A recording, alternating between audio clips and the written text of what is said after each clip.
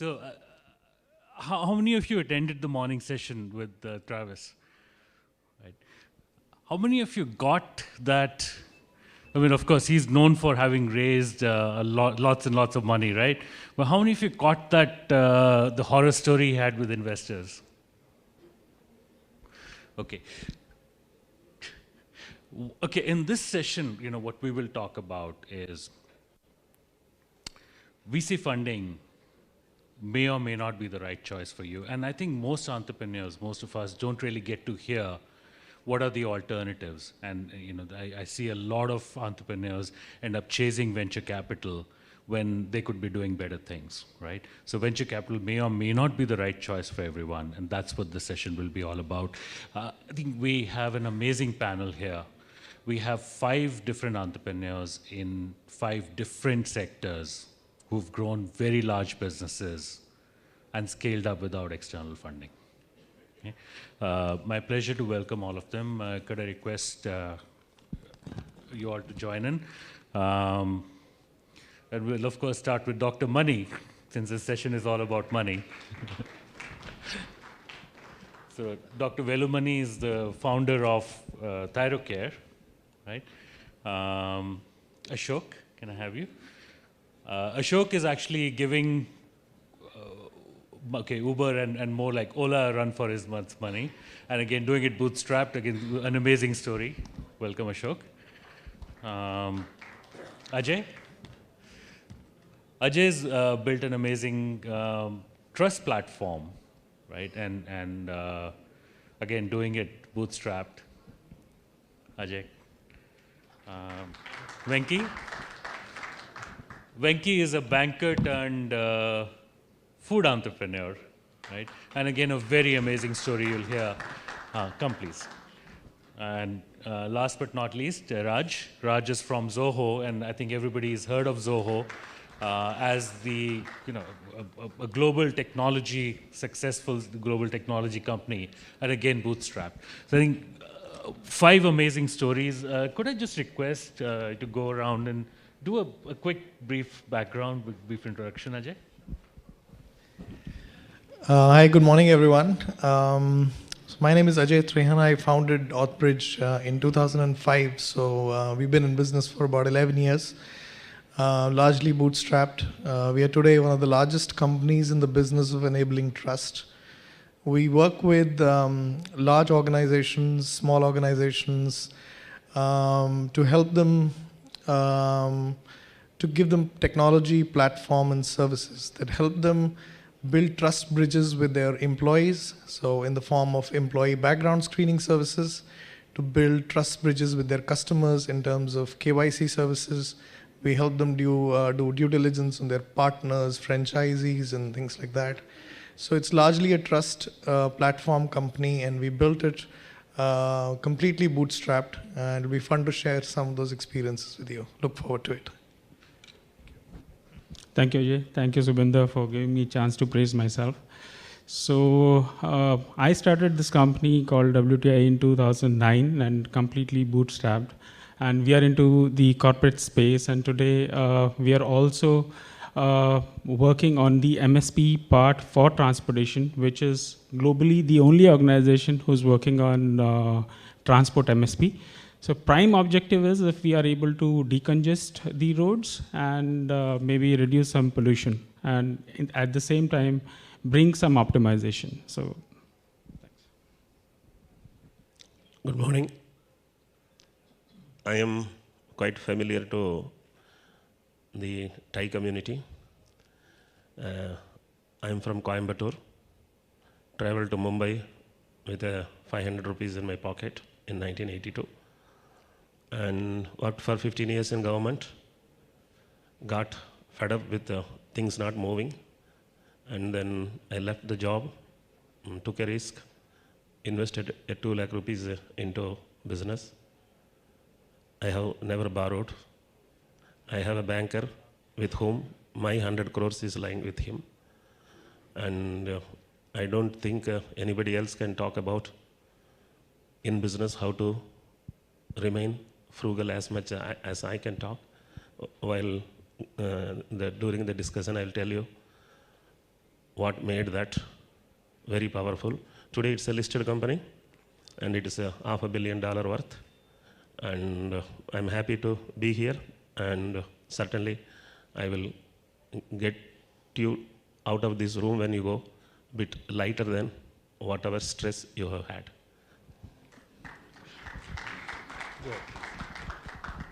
I am Venki Iyer. I am the founder CEO of Goli Vada Pav, and I spent 15 years in corporate finance. And somewhere after spending 15 years in corporate finance and born and brought up in Mumbai, I felt, can I corporatize Vada Pav? Can I make Vada Pav a brand? Can I give a place for Vada Pav amongst the burgers and the pizzas of the world? This was a single statement that was bothering me. And today, luckily, after 10 to 12 years of struggle, we have some 300 plus stores in 100 cities and 22 states across India. And a lot of business schools like Harvard, IMD, ISB did a case study. And we are ranked as the 6th largest fast food chain. And last 3 years, we have been getting the most admired fast food chain of Indian origin, along with Domino's, Starbucks, and McDonald's. I think that's the journey that we had. Good morning. I am Rajendran. I represent a company called Zoho. Zoho is a software powerhouse which focuses on building productivity suites for companies like yours on the cloud. So we've been around for 20 years now. We started in a small shack above the house of the owner. And VCs hate us, investors hate us, stock markets hate us, simply because in the past 20 years we have had multiple acquisition offers and investment opportunities, and consistently our CEO has been bouncing them away, saying it's a special thing to build and bootstrap by yourself. So I'm here to share stories about that with you. Thank you. Thank you, Raj. Thank you, everyone. So actually, and believe it or not, most of the people on the panel undersold themselves. They've done some amazing stuff, and hopefully we'll bring that out in the next whatever 1 hour we have. So one thing we all know, right? To start a business, you need capital. You need a capital for building your product, for your R&D, for your facility, for hiring employees, for marketing, right? But how do you manage without capital? How do you market without capital? To start with, I'll just give you a small brief. I had this idea that Vada Pav should be a brand across India, but we didn't have that kind of capital to start, a large chain, company-owned store, manufacturing process. So we thought about an outsourcing business model. I went to the people who make burger patty for McDonald's in India, an American company, and said, why don't you make vadas for us? Luckily, they agreed and they started making the vadas, a 50 crore plant, American joint venture for Vada Pav. I went to the people who do logistics for McDonald's, Domino's, and said, why don't you help me supply this across India? Again, I didn't have to invest in the logistics nor on the plant. I went to the people who make sauces for Unilever and others and said, why don't you make chutneys for us? So to a large extent, people said, itna bada business banane ke liye you have to invest in plant, you have to invest in logistics, you have to invest in chutney making, but everything happened through outside, not inside. So frugally, we built this business without any capital, only with the idea. Franchisees invested in the business. Now coming to the main question, the branding part, I can share a small example of You hired some celebrity endorsers, I hear. When we started the business, the first thing was we were at Kalyan station and one of my franchisees asked me, we need branding, marketing hona chahiye. And this was at 7:30 in the evening and huge crowd, 5 platforms, more than 30-40,000 people would be there. It was raining and he was pestering me, sir, humko marketing chahiye. And we didn't have any capital. And I went to the railway announcement board and I told them, Tunnu की mummy कहाँ भी हो आ जाइए, टुन्नू खो गया है और टुन्नू गोली वड़ा पाव के दुकान में खड़ा है. The railway announcement people announced it for 8 to 10 times and you won't believe 9:30 the shop closes. That day 7:30 all our goods got sold. My team members liked it very much.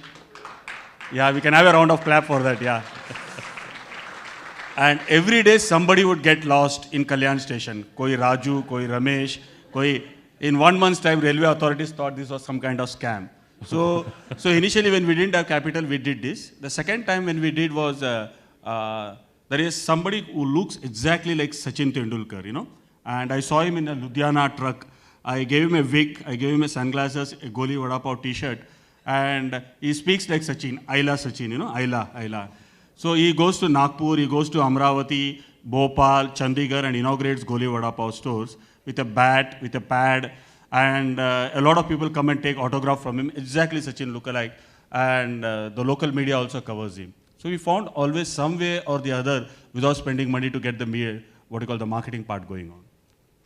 Very interesting, right? And Ashok, I think you have a similar story, right? You had to build a huge fleet of cars to service your corporate customers.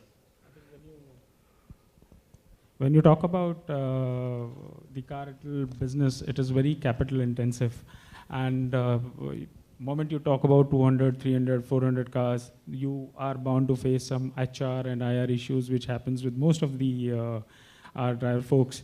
So innovation always comes through compulsion. And that's how this innovation come today, what maybe Uber or Ola talks about. And this innovation came in 2002 when I started something called DCO, which was a driver come owner scheme for a car rental business, where the driver becomes the owner of the car. And after that, scaling up a business was never an issue, because you can buy the car, you can give it to the driver, and there are certain ways and means by which you can ensure the safety and other stuff. But then scalability was never an issue, and today, in a span of 5 to 6 years, we have a portfolio of around 3,000 plus cars, and it is only possible because this compulsion was there that, okay, the banks will not fund in the initial stages. When you're starting your business, the most important thing is the cash flow more than the profit, because if you run out of the cash, I think then nobody is going to look at you. And when I started the business, I never ever thought about a venture funding, because if I put my attention or my effort in venture funding, I don't know whether you'll not get. But my only core focus was if we can build a right business model, if you have right kind of paying customers, I think then over a period of time, the business funds on its own. So that's how we built it up. Excellent. So the common thread I'm hearing in both cases is you let other people finance, whether it's the capacity, whether it is their production, whether it's the logistics, right? But what about when you have to hire people? You still need you to attract high quality people, right? Raj, you want to address that? How do you bring in the right kind of talent in your company if you don't have capital? So Zoho is now a fairly famous brand in India, and many students from college apply to us as their dream job. But that wasn't the case 20 years ago when we started. So we couldn't even go to the tier 1 colleges and tell them that we are here offering jobs, because it was all going to the Infosys and Wipros and TCS of the world. So 2-3 things that we did to solve this problem was we said, okay, let's go to where the unsung, unheard of, but deserving candidates are.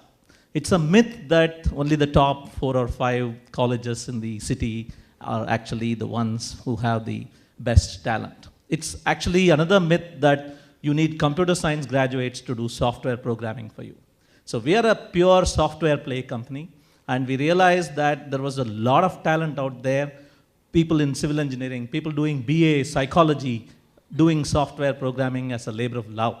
So we invented methods to reach out to these students, gave them special incubation programs and long interviews and sessions with them, and we were able to attract talent. The second thing that we did was we created something called Zoho University. So just out of 12th standard, instead of just what do I do now, do I do medical, do I do engineering kind of dichotomous world, we gave them an opportunity to actually have a meaningful alternative to conventional college education.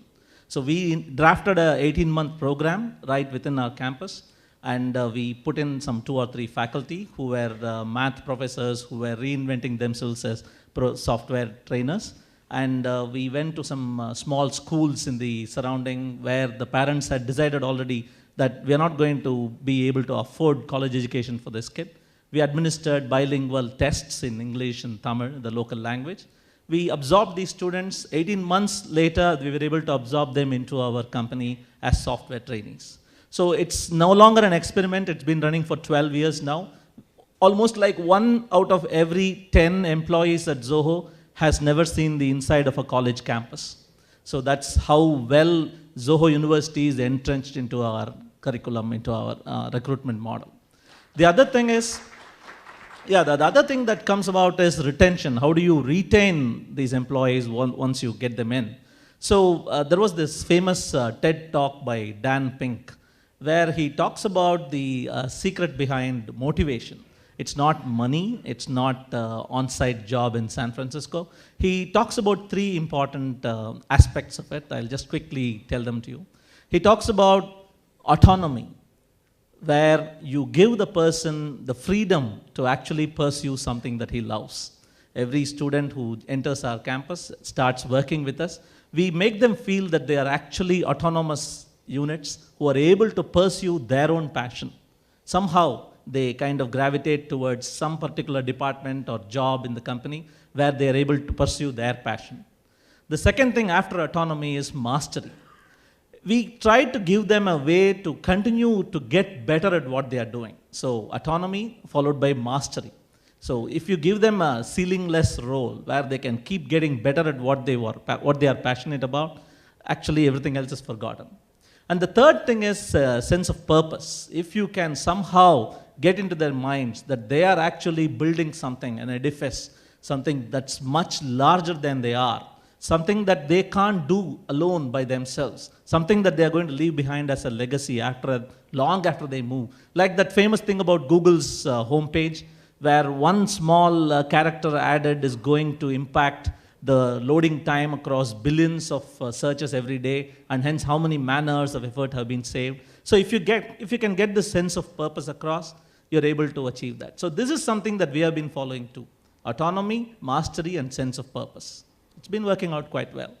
Thanks. Very, very interesting. So one common thread I'm hearing is all the people here have been amazingly creative, right? They've found ways to do things that have not been done before and done them in a very frugal, very, very innovative, very creative way.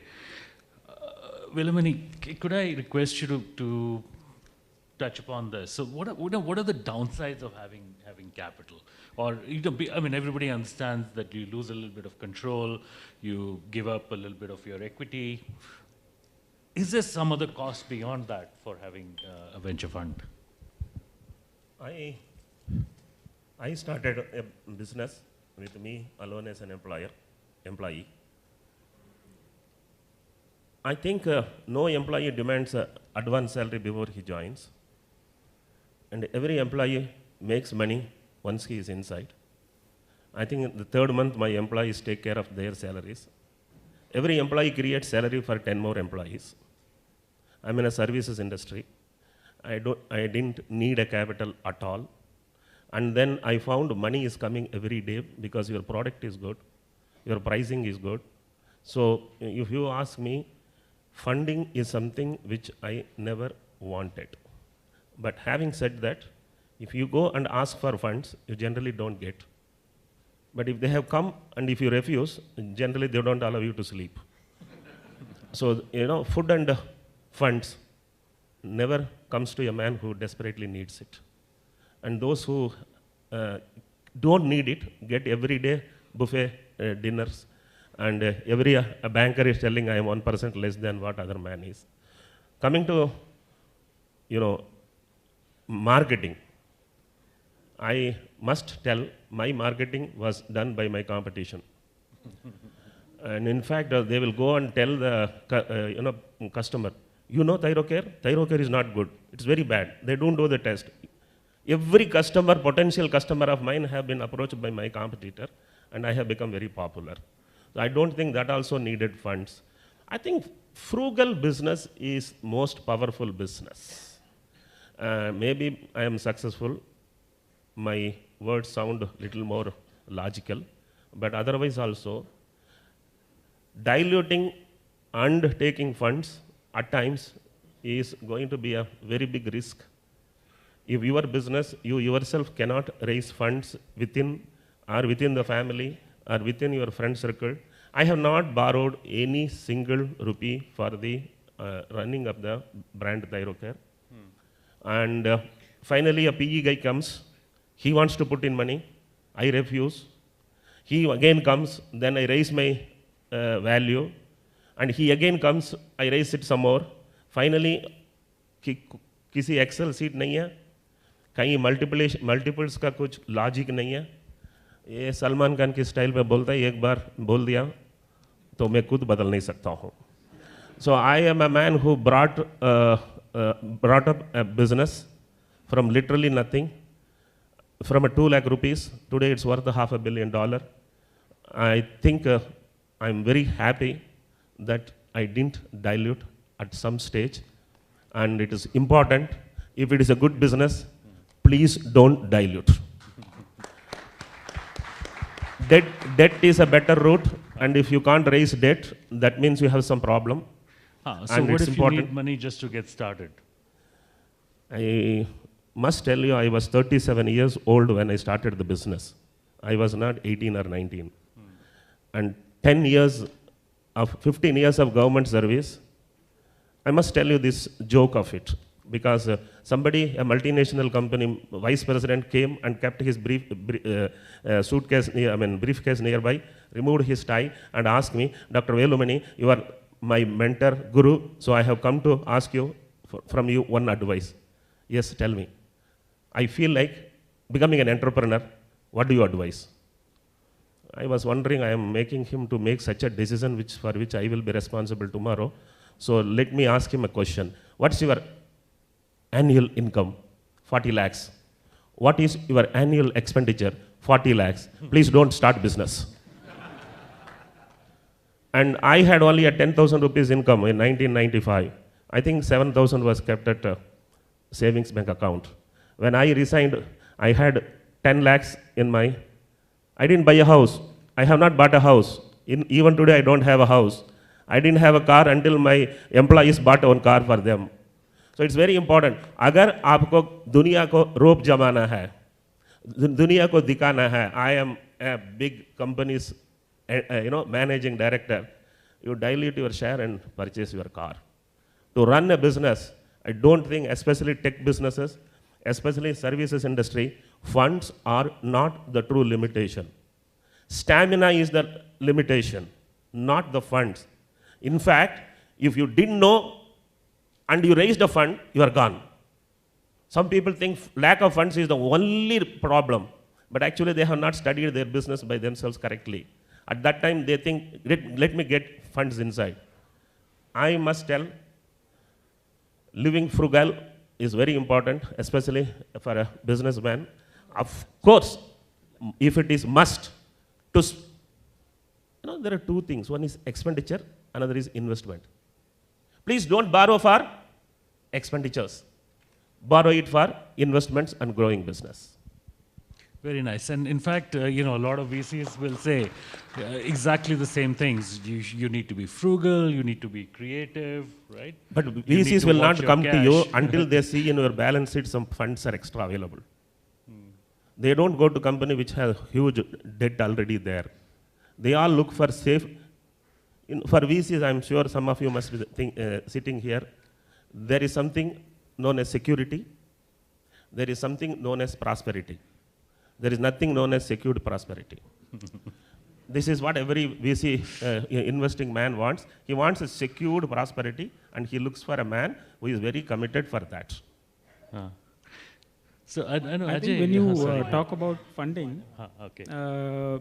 Initially your entire time goes only with the investors to raise fund, and later on, if you get the funding, then your entire time goes in their agenda, making tall statements. So that is normally what happens. And if you are bootstrapped, you actually know what is the expense that you are supposed to do on each transaction, which normally doesn't happen when your company is funded.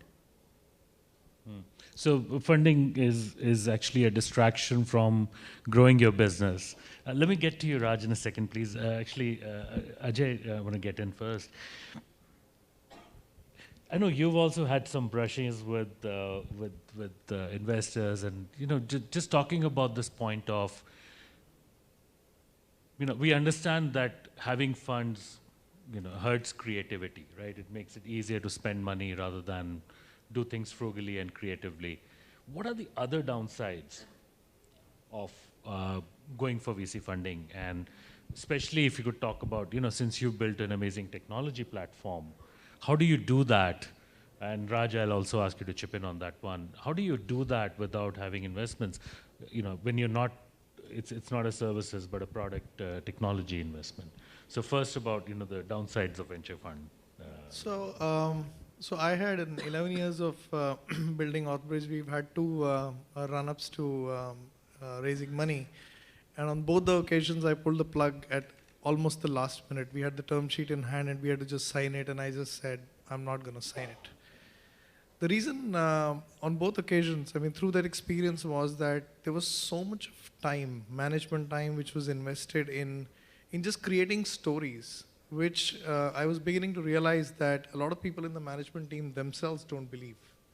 When you sit down and make a story for a private equity investment or a VC investment, you get your management team together, you say, okay, this is where you want to be 4 years from today. And a lot of those managers are actually professional managers. Some of them don't necessarily believe in the business as much as you do. And they're there in the business because of you, because they believe in you. So you end up spending so much of your time and energy in convincing people that, this is the plan. And then you go out spending a lot of your management time in building it. It's definitely not an investment worth it. I realized it in both the occasions that had we invested those 6 months that we lost in each of those events, in continuing to build our business, the current growth rate of 60 to 70% year on year that we are getting, we would probably be much better. On investing in technology, so we've, as a company, way back in 2005 when we were formed, I've always been a big fan of technology. I come from a background of engineering, and I've classically looked at business problems just the way, interestingly, Travis explained it just now, by breaking them up into smaller components and trying to solve the smaller components through the right technology intervention. So right from the beginning, I made sure that we had some part of our earning always kept aside to invest back. So I think of business very conventionally. So I said, well, we're first year, maybe second year, we should make a 15% EBITDA in the business. So that 15% EBITDA doesn't mean that 15% money should go into reserves. That 15% money should go into investing back into the company. So at every stage in the growth of the business, I think what I did was I managed the cash deployment very, very carefully. So I looked at what cash the business was generating, and at every stage I decided what am I going to do with that cash so that we go to the next stage of the business.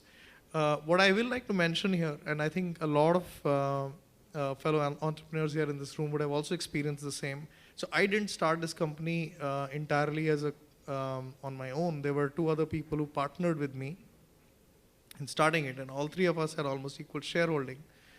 The other two were more financial investors, and I realized within a couple of years of journey that they were not really into the business. They were not really as passionate about the idea and what we were trying to do than about their return on investment.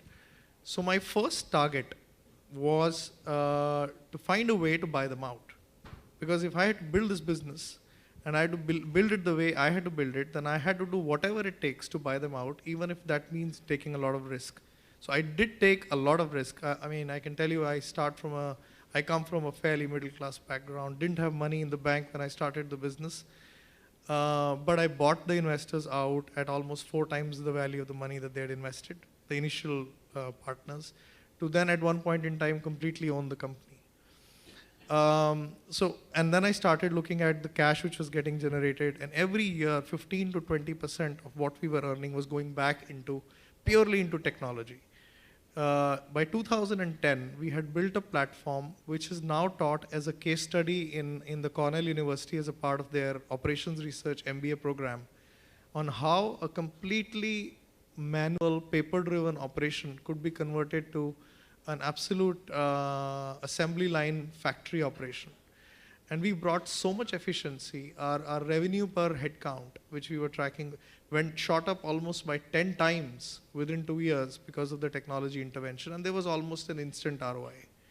And then I continued to look at,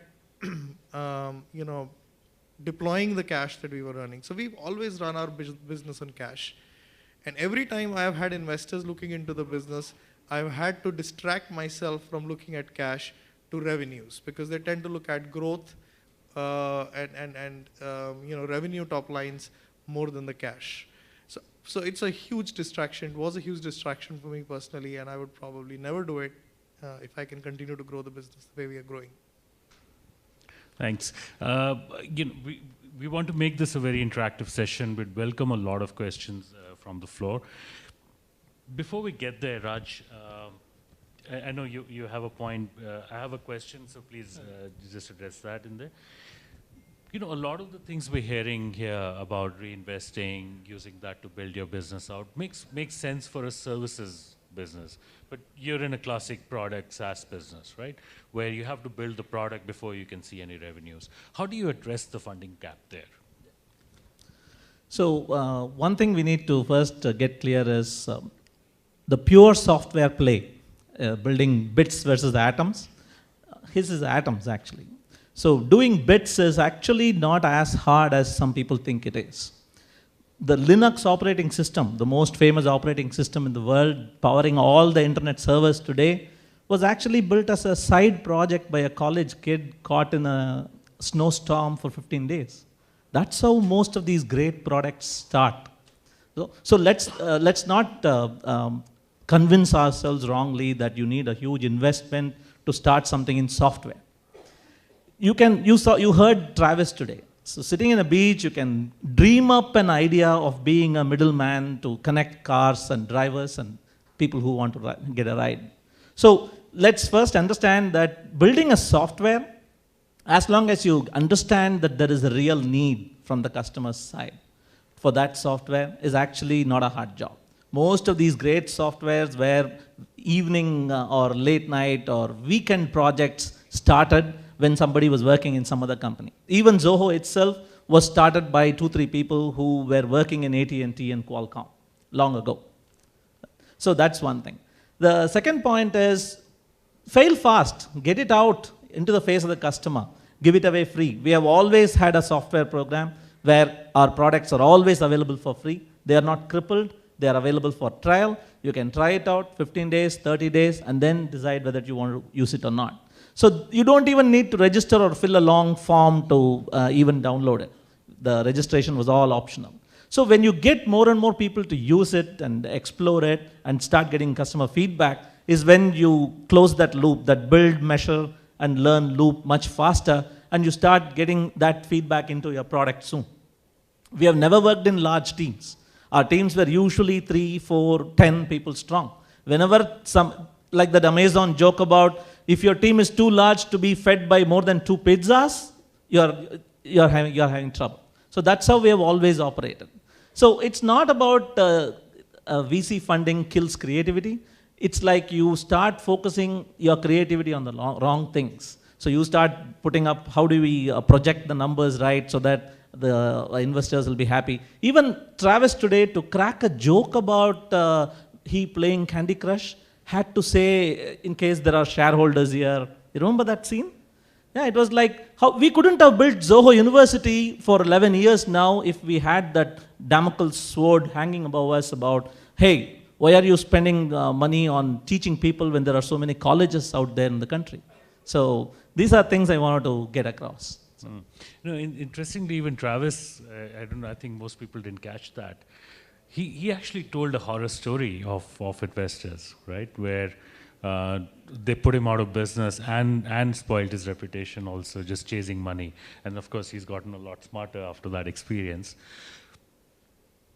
However, we also understand that VC funding is not all bad. In fact, there is a lot of good which comes from it also. So it's more about the right circumstances, the right structures.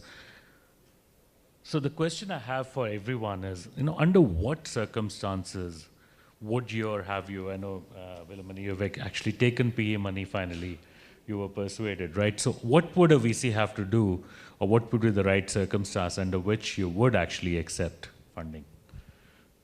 We'll start with you, Raj.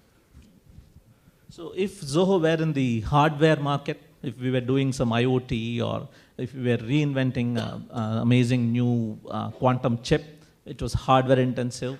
We would have wanted quick investment to get that off the starting gates. So at that time, perhaps we must have considered VC funding. Otherwise, we have always wanted to see. It's like when do you take a steroid shot? I mean, if you are a sportsman, for a 100-meter race is when you get that shot. Usain Bolt or Ben Johnson are the people who went for that, performance-enhancing drugs. If you're running the long run, you hardly ever see a marathoner take drugs because the body doesn't work that way. So if you're in it for the long run, if you're not for quick money, we will never be going for that. Not flip, you're here to stay. In that case, you wouldn't go for it. But if you're looking for a flip and a serial entrepreneurship or a hardware intensive thing, probably we would have considered. What's your perspective on this? See, when we started, it was very, very clear. It had to be asset-light model. So in our business, the investment comes from our vendors who invest in their plant, the chutney plant, or the vada manufacturing plant, or the bakery who makes the pav, or the logistic guy who invests in the thing, or the franchisee invests in the business. So it was a very asset-light model. But going from there over a period of time, if we want the brand to be protected, and if the brand has to be, marketing is required, if you require people to do company-owned stores, then funding is definitely required. So starting up is easy to be asset-light model franchisee, but protection of the brand, doing marketing, getting the training process, it requires definitely For scale up. Scale up, yeah. Right? So the two answers we've heard so far, if you are doing very hardware intensive or very capital intensive new business or for scale up. Vilamani, what's your perspective on this? As I said, for 20 long years, I didn't declare dividend. I didn't take salary. I live even today inside the laboratory. And I think if you don't take salaries and if you don't declare a dividend and if you still run business for 20 years, there is a likelihood it is worth $1 billion. What happens is very often people just dilute it because their names they want to see in Economic Times in front page. And they think that if funding, if raised, that means it's a very powerful business, why somebody will give fund otherwise. So I think these kind of compulsions only make people to think of taking funds. Having said that, I also made a stupid proposal in the second year of my business. And I told someone that for 25 lakhs, I will give you 25%. And that man probably did not understand, thank God. Otherwise, I would have lost a lot of money. So we don't know what is our value of the product, value of our brand, value of our future. And if you underestimate and sell it, you will repent for it. And I have a reason to believe, go only when you need to scale up the business. You are doing well in one city or one state. Now other states you want to go and you need resources to grow the business. But fortunate for me, even that stage I didn't go for a funding. I think 16 long years the business was wonderfully running. Kisi ka najar lag gaya mere upar. Then it all starts, and today I'm happy that I did a PE dilution. Mind you, that is good in some way, because 5 years back they came into company, and PE run companies more or less run a clean company, and they helped me to clean, unmess whatever things I was messing. And then we have gone for an IPO. That means in an IPO, people look who is there on the board. If there are credible investors on the board, you get a added credibility. So it is a journey in which if you have created a company to run it forever, please just don't dilute, and dilute only that much which is sufficient for you to get it listed. Having said that, funds is certainly not a problem for many businesses. It's the stamina, it's the intelligence, it is a strategy. Of course, if you have got funding and that man has put money in you, he will be sitting on your board, he will be telling all advices once in 3 months. And you can very politely agree and do what you want, because next board meeting when he comes, he will not remember last board meeting, what advice he gave you. Don't antagonize with them. And ultimately, a growing business gets it justified. Today the business is very powerful, so I can tell you it was wise to dilute at that stage. If the business is good, jo bhi chahiye wo karo. If business is not good, please make it good. Improvise it, make it perfect. I think investment will automatically come and all will be very keen to be a part of your journey. So according to me, for scaling up, you must go for funds, not for survival. If survival is the big question, and if that time you go for funding, mind you, share purchase agreements, if you read very carefully, heads, I win. Tails, you lose. This is the share purchase agreement. You read it, that will run into 150 pages. But this is what it is mentioned. And share purchase agreements are made by thousands of MBS intelligence. And as a promoter, you don't have that big an intelligence. Fortunately for me, after taking the funds, there was no need for me to read that MOU again. If you don't have to read it again, that means you have done a wonderful business and you have raised a fund in the right time. So it's about scaling up and good corporate governance, right? Guys, we have only a few minutes left. We'll welcome some questions. But Ashok, I'll quickly. Yeah, Ajay, okay. I'll So quickly let you I finish. think we all So have please come our, up to the mics for your questions. we all have our share of stories as far as what money is mentioned. And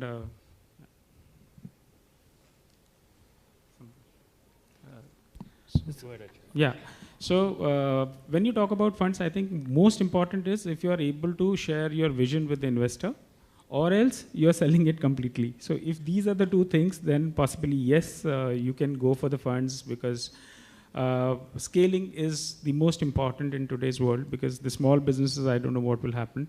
And for large businesses, if you are able to, if you share the vision with your investors, then yes, you can get into an investment. Otherwise, I think what Dr. Mani is mentioning is perfectly right. So Ajay, you walked away from the altar twice. What could persuade you to take venture funding now? I think the business needs to be planned very well. I mean, a lot of times I've seen, now these days, of course, it's a bit of a fashion, I will say. People have paper business plans and they want to raise money without even having a proof of concept in place, which is kind of completely silly. And, seeing other examples and learnings from my own life, I mean, the need to raise money comes in at a much later stage. And a lot of times, if you're running your business in a frugal manner, you're running it intelligently enough, you will find ways and means of continuing to be profitable in generating cash from your business. And in our experience in Authbridge, that cash has always been adequate enough for us to grow very, very rapidly. So we are in 140 countries. We serve almost every nook and corner of India. We have almost every technology in place for trust enablement. And it's all been built bottom up. We haven't had a reason to look at capital from outside. Yes, so in certain businesses at some point in time, if you find the right kind of partners, people who really align with your business, for whom it's the purpose, the larger purpose of your business, and if that alignment comes in, they'll be good people to have as investors from a long-term perspective. But yes, so I mean, personally for me, I'm building this for long-term. So for me, only those people who are really passionate about the business and look at the business the same way I do will eventually get a pie of the business, nobody else. I mean, the business otherwise can be still run and grown without external money. Right. Let's get to the questions. I'm Saurabh Chen from Fun to Do Labs. And I have a question from the person from Zoho. So I am a little fan of Zoho. I was very happy when I saw Zoho's hoarding on San Francisco airport, because I knew that you have made it now. But when we see companies from US competing with Zoho, so they generally focus on one product, and Zoho has around 20-30 products. So what do you think are the pros and cons of your strategy? Because generally Indian companies want to they focus on the breadth of the things, and the US companies generally they focus on one product and they just want to make it the best. So what are the pros and cons of your approach? Technically, this is off topic, but can I still take? Yeah. All right. So it's the age of consolidation in terms of cloud software companies. All the cloud software companies that do one product are going to die or get merged into each other. So we call ourselves the operating system on the cloud for your business. So it's just a matter of time before more and more companies realize the importance and the benefits of having a suite of products rather than having multiple tabs and multiple software services, subscriptions from different companies, juggling with passwords, so on and so forth. So this was bound to happen. We knew this long ago, more than 15 years ago, when we decided that we are going to build software to empower companies to move their business into the cloud, that we had to create more and more software suites that worked on a single sign-on. And so that was the game plan from the very beginning, just a matter of time. Okay, thanks. So, Thanks. Yeah, thanks. Yeah, my question is to Dr. Velumani. Let me introduce Hello. myself. I'm a doctor running a cancer hospital, so we resonate very well with the product what you deal with. I agree that money is not actually the only thing which needs when we are talking about growth. But technology, especially in the areas what I'm talking, oncology, is very technology intensive. And in a country like India, where everything sells, as long as you're willing to compromise, you understand what I mean by willing to compromise. How do you ensure ethics, but still get the technology, what is the cutting edge? Because as you know, today, we are not able to replicate those models. And eventually, if somebody has started up, if he has to be only gobbled up by those people for those very models which we do not want the country to have, how do we scale it up? The question was too long. I forgot the first part of the question when I was... I'm sorry, I will... coming back to it, actually ethics versus getting the money and scaling it up. I think anything done unethical will die even before you're thinking of scaling up. Fundamentally, the product or the service all have to be ethically meeting all standards of either the industry or the needs of the patient. I ran a pathology business. It did not need any funding. I scaled it up because that pathology business scaling up also did not need funding. Now I run another business, which is radiology, and that needs huge funding. And you can't just, I have put up a cyclotron just recently in Delhi. Each cyclotron is 20 crores. And each PET CT is 6 crores. So if your nature of business demands funds, and if you find there is a scaling up necessity to make it powerful business, dilution is must, and you must dilute. I don't think diluting for expansion, as I said, is the best way to make 100 into 1,000, and even owning 60% of 1,000 is much, much bigger than 100% of 100. So I think if you can scale up the business and if the funds are in, ethics is very different subject. I don't think in business anybody can run unethically more than 1 year or 2 years. Somebody crosses a decade, they have to be already, met the needs of the ethical aspects of the business. I hope I have answered you. Excuse me? I'll just add one point to that, just on that. Sometimes when we look at capital intensive businesses or tech enabled businesses which require upfront capital investment and likes, we forget other sources of fund, right? So we should, and I've seen a lot of merit in engaging very, very closely with banks and other government institutions who are out there to help you. We work very closely with banks. So wherever there has been a need for capital expenditure and we have large server installations and things like that, we've taken short-term loans, let's say for 36 months, and actually paid them back in 24. So it's a kind of victory goal for us that, we've taken a loan for 36 months, we want to return it in 24. Secondly, so the business has always continued to pay for its own expenses. So we've never, kind of, touchwood, had a reason to look for expenses, money for expenses. But we do we do work with lines of credits wherever we have to. So a combination of debt, long-term, debt short-term, and equity is the right combination. But we tend to kind of get aligned these days more towards equity, thinking that that's the lowest risk capital for an entrepreneur, which actually is not. Because the cost of money that you raise through equity for you personally is much, much higher than the cost of money raised through debt. You may sleep a few nights lesser, you may have 2 more years of extra hard work, but that will pay back. Excuse me? It's too much glamour. We're running Just out of last time, question. so I really want to answer question. Sorry. So the question that I have is for Venkatesh Iyer, who from Goli Vada Pav. Sir, tell me something about blue-collared hiring and retention. These guys are moving out of the jobs that I give to them. I run a restaurant on a highway, and there's a lot of talent crunch. And and there are competitors around me who have deeper pockets. And on top of that, I'm a young guy who's running an enterprise. How do we retain blue-collared workers? They're just running away for $500, and no amount of philosophical stuff that I've heard in terms of motivation and all of those things. It's not working out. Like, it's just not. Like, these guys are earning 8,000 rupees, but they aspire for a mobile phone of 60,000 rupees, and at the flip of a button, they'll leave the job if somebody's giving them $500 more. Specifically in the restaurant industry, I want to know this, because that's where... So, I think we got the question. Before Venki adds up, do you have a story, and are you a storyteller?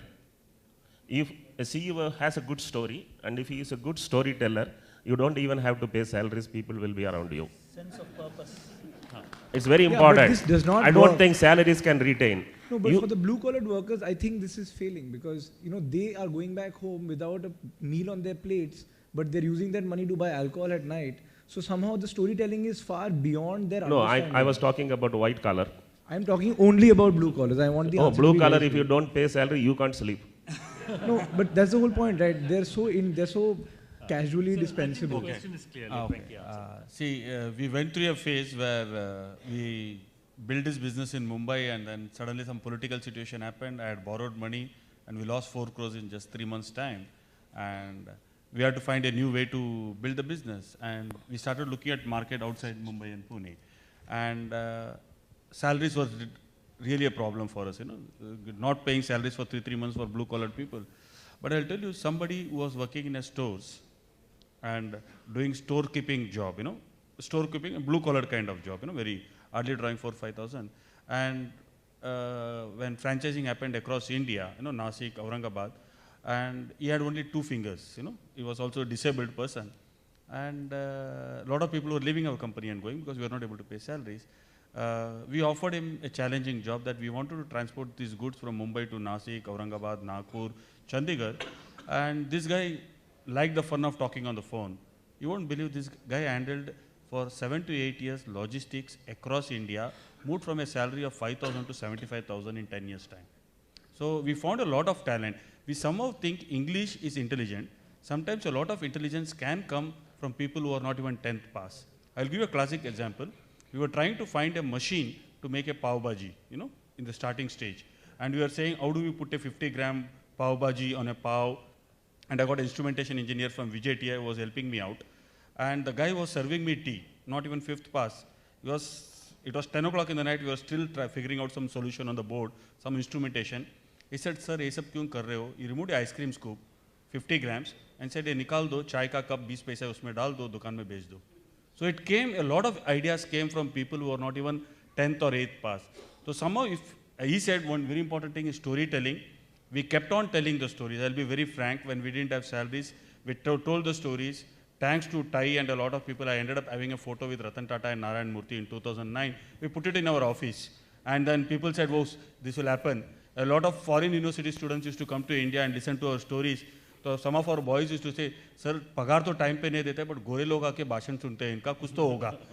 So that storytelling definitely helped me in retaining some of the boys, So we try and do everything to do the whole thing. But I know, without salaries at the bottom of the pyramid, nothing will work.